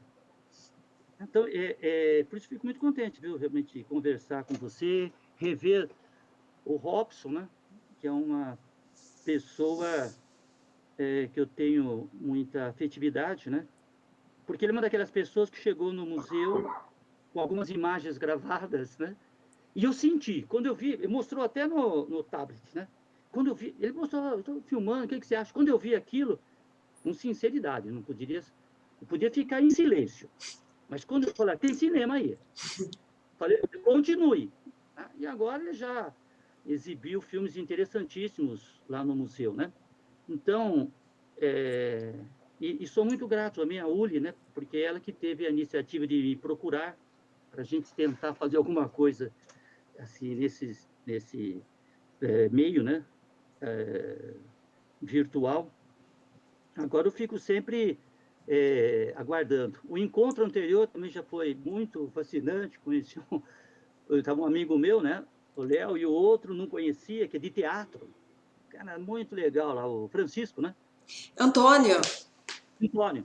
Muito legal, Antônio. Poxa, eu gostei demais do papo dele. E hoje, né, a felicidade também de conhecer a Mariana e principalmente de saber, né, que está ligado aí ao trabalho conjunto, né, com a Uli. E ficamos sempre na expectativa, né? Esse filme precisa ser feito, porque eu acho que as pessoas, né, precisam conhecer vocês através desse filme. A Então, gente foi percebendo que ele é muito a gente, que o filme é muito a gente ao longo do processo, né? Porque é um processo longo, querendo ou não, você vai fazer as filmagens, faz a viagem, faz as filmagens, aí olha o roteiro para poder enviar para os editais, ver os cortes que a gente pensa em fazer, ver os temas que a gente abordou. Então a gente vai revisitando esse material várias vezes, né? Muito mais que eu, inclusive. Mas nesse processo a gente vai se reencontrando e se refazendo e é muito interessante. quando eu fiz a é proposta. interessante, viu, Mariana? Isso que a Mariana está falando é interessante, porque eu também realizo trabalhos lá no Museu Audiovisual, e eu digo assim, André, às vezes o filme acaba, seja documentário ou ficção, ele acaba sendo a revelação de certos aspectos, até ocultos, da minha própria pessoa. É muito Uhum. interessante. É o que você falou, né? A gente trabalha com material, revisita aquilo e a gente está se autodescobrindo. E quando eu fiz a proposta para Má de escrever o roteiro junto, já que ela já tinha participado, feito toda aquela atuação junto e também feito parte daquele roteiro, mesmo não estando ali escrevendo, ela comentou assim: ah, será que se eu fizer uma contraproposta de que isso seja tipo uma terapia, será que rola? Aí eu falei: nossa, Mas com é, certeza! mas sem E dúvida. foi super difícil até enfrentar algumas cenas. Teve algumas cenas que, o dia que a gente parou para ver todo o montante do material bruto, que já tinha um certo corte, foi um dia que a gente ficou, o quê? Um dia inteiro olhando e debatendo cada ceninha, assim, do tipo, mas por que você falou isso? Então, é um filme que traz as luzes, a nossa luz e as sombras, né? Muitas sombras. E a gente tá trabalhando muito nelas nesse meio tempo inteiro. É revelador, né? Isso, eu acho que isso que, na história do cinema, né, de maneira geral, é isso que permite a realização, né, de uma obra, né, de arte. Em qualquer manifestação artística, inclusive em relação ao cinema, a própria história do cinema, né? É aquela autenticidade. Porque, inclusive, vários tipos de profissionais, né, da história do cinema. Às vezes ele pode fazer até alguns trabalhos profissionais de acordo com a encomenda, direitinho, mas quando ele tem a possibilidade, né, que vocês estão exemplificando, né, ali surge algo que é uma coisa assim que é indefinível, mas que atinge o âmago, né, do espectador sensibilizado. Porque é dessa maneira que vocês estão fazendo. Sendo vocês quem são, né, eu acho que isso já abre a perspectiva, né, de um trabalho importante.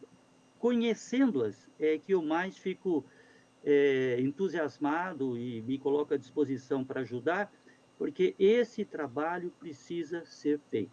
As pessoas precisam conhecer vocês através desse filme. Ai, muito bom ouvir isso. Obrigada, Orestes, muito obrigada. Quero agradecer também toda essa proposta, né, do Boteco, porque foi uma construção coletiva, né? Eu cheguei para você com uma proposta de fazer uma manifestação virtual para fora Bozo geral. Inclusive, eu mandei essa proposta para o PROAC como uma videoaula que já vai lançar um manifesto direto a partir da videoaula. Se for aprovado, vou ganhar 5.000 reais para fazer isso. E aí, O Fora Bolsonaro? a manifestação era contra tudo que a gente não queria, né? Então tinha várias pautas, e a favor de tudo que a E gente você quer. mandou isso para o PROAC? Mandei pro PROAC. Ai, A proposta, interessante, viu o resultado, hein? é aquela linha que apoia todo tipo de artista do estado com 5.000 reais para ele fazer uma videoaula de 30 minutos. E aí, nessa proposta, a videoaula eu vou ensinar, não, eu vou propor um método de manifestação virtual e, ao mesmo tempo, já vou lançar a primeira, se for Ah, aceito. que ótimo! E Muito aí, interessante isso, hein? sim, é aquela proposta inicial que eu tinha mostrado. Sim, E aí sim. a gente acabou conversando e acabamos construindo e caminhando pro boteco virtual, né? Acho que veio muito dessa necessidade de desabafar, É. conversar e ter um pouco de mais laço nessa loucura que a gente vive. Veja que coisa interessante, Uli, agora. Você falando isso me faz pensar também sobre a minha própria pessoa. Porque você chegou com uma proposta explicitamente, né, de caráter político, né, de manifestação, que é, ao que parece, né, a minha imagem pública mais reconhecível, identificável, né? E, no entanto, eu fui retrabalhando com você, desviando disso, para cair nessa expressão aqui do boteco virtual, que eu acho que tem uma dimensão, também é política, é uma outra forma de fazer política, Sim, né? sim. Que é a questão da arte, né? Do diálogo. o boteco real, né? E aqui o A própria virtual, coletividade, né, é constitutiva dessa política. Oi. exatamente. Aí que está a questão que você colocou, Maria, que eu acho fundamental. Nós não podemos, no século XXI, fazer e pensar a política como o século XIX ou como o século XX. Não significa que a gente vai jogar tudo aquilo fora. Não, a gente tem que conhecer aquilo, assimilar aquilo, aprender com os acertos e erros daquilo para criar algo do século XXI. Por isso que eu digo que o século XXI não começou ainda. Acho que vai começar quando se encontrar, né, com essa forma, porque é isso que vai tocar as pessoas para transformar as pessoas. Elas se transformam. É pela sensibilidade da arte, né? Então é interessante isso que você falou agora, Uri, porque eu deveria estar defendendo, né, e de certa forma colocando até resistência para que você não deixasse de apresentar o manifesto político, fora Bolsonaro. E é isso que eu deveria fazer, né? Falar, vamos fazer fora Bolsonaro. E, no entanto, eu fui amortecendo, mas não foi intencional. Mas eu acho Foi, que era para ser mesmo, porque de repente compensa um pouco mais de diálogo antes, né? Eu sim, lembro sim. que você veio, inclusive, me perguntando o que que vem depois do fora Bolsonaro, né? E aí, o que que entra? Será que dá na mesma? Será que é pior? Como que a gente vai trabalhar isso? Muito bem, viu? Acho que né, acho muito interessante. O que a gente precisa, de fato, é as pessoas se encontrarem, né, dialogar e estimular e desenvolver o que há de melhor em cada pessoa. Eu não consigo imaginar alguém 100% má ou 100% boa. Porque 100% má já é um caso patológico. Acho que já é uma doença, né? Não é uma normalidade psíquica. Né? E não é má, porque o má é um julgamento moral, né? Digamos, no sentido de provocar, né? Sofrimento. Eu acho que quem provoca sofrimento sofre. Então, o nosso caminho aqui é a alegria. A alegria é a prova dos nobres, né? Como dizia Oswaldo de Andrade. Alegria e a emoção, a festa, a farra e folia. É isso que a gente precisa. Muito bem. Muito obrigada, Vamos. Oreste. Está sendo muito prazeroso conhecer seus convidados também.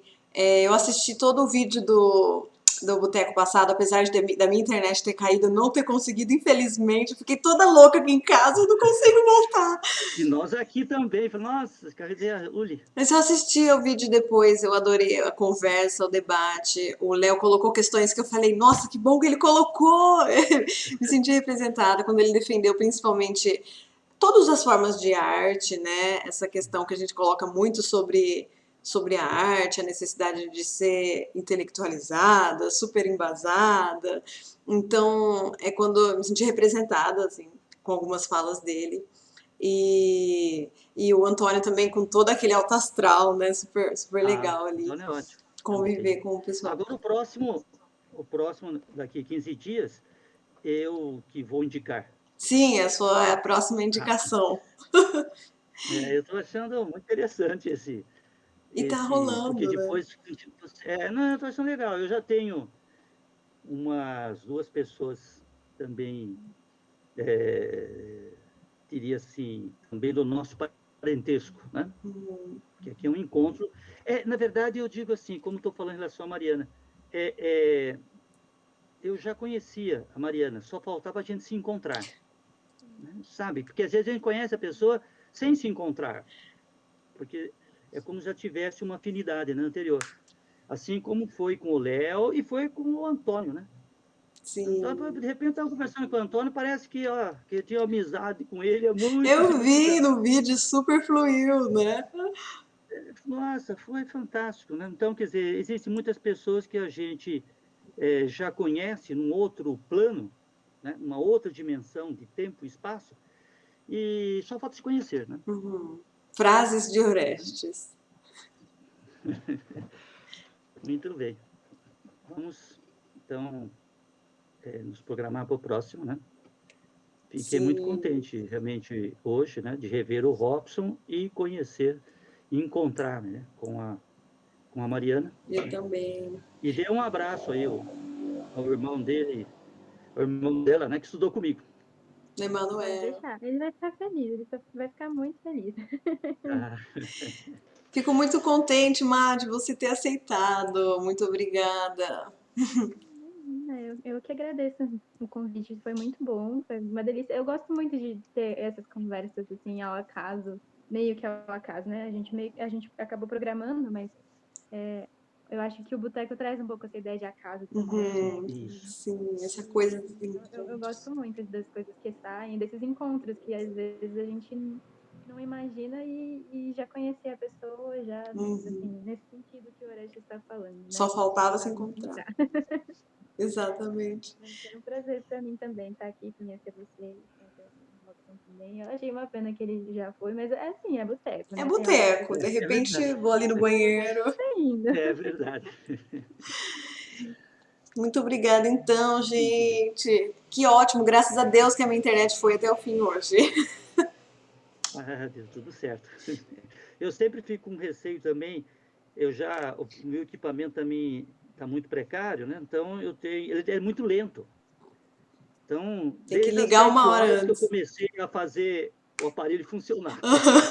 Desde as 7 já tá lá. Desde as 7 tá tentando fazer ele entrar.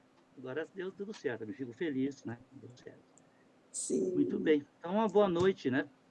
Boa Boa noite aí para noite. Um abraço vocês. quentinho a todos vocês. Isso. E até a próxima, então. Até. Tchau para Tchau. vocês aí. Um beijo a vocês. Tchau, Beijo. tchau. Beijos.